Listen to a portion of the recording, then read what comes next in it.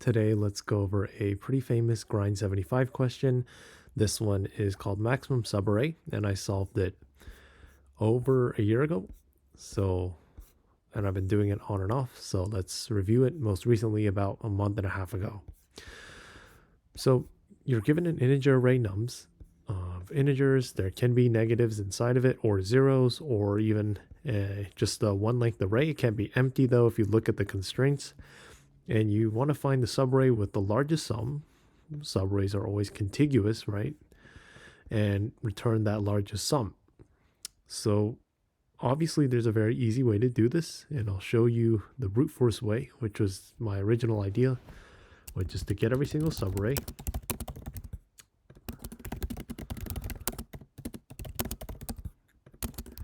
Define the subarray plus 1. Python goes up to not including j, and then just define, because the least the subarray could be is just the minimum number, so it's not float negative to infinity, because for example the smallest subarray sum that's possible here is -5, which is the smallest, happens to be the smallest element, which is also true for every case. And then here you would say result equals to max of result and sum of subarray, because if the sum of the subarray is bigger than the historical result, then update the historical result and then return the result at the end. This works, but it will get time limit exceeded because this is O of n squared, and this is actually another O of n because of the sum function in Python. That's how it works.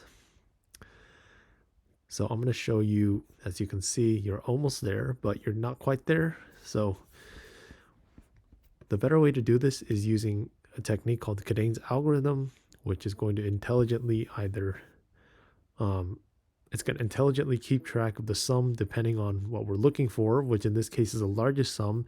And if you make some observations, you'll notice that every time we hit a negative number, or the overall subarray sum is negative, we can reset it to 0, because the idea is that a negative number never contributes to a larger subarray sum. Any number plus any negative number is always smaller than that number just by itself. So for example, here, the whole subarray sum is going to be -1, but 1 by itself is 1. So it's almost like 1 by itself is better off than everything together. So since the overall sum of this subarray is negative, we would reset it to 0 before adding 1, and then recording 1 as our historical biggest. And then when we keep going and ask the same question, again, -2 is too small. So then 1 was still the best, but then we would reset it to 0, try to find a better subarray sum, which happens to be 4 in this case, and we would keep going. So to code it up, let's do that. Let's call this minimum of nums again. The smallest it could ever be is -5. Let's call this subarray sum goes to 0. And then let's iterate over our array. So this is going to be a linear time O of n instead of O of n squared.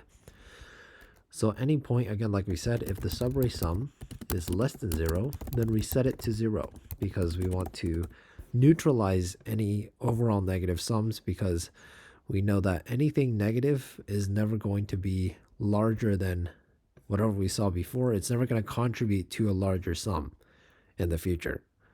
For example, if this is -1 and we added this even to a -3, -3 minus 1 is -4, is still smaller than just -3 by itself, regardless of whether that is you're adding it to a positive or negative number.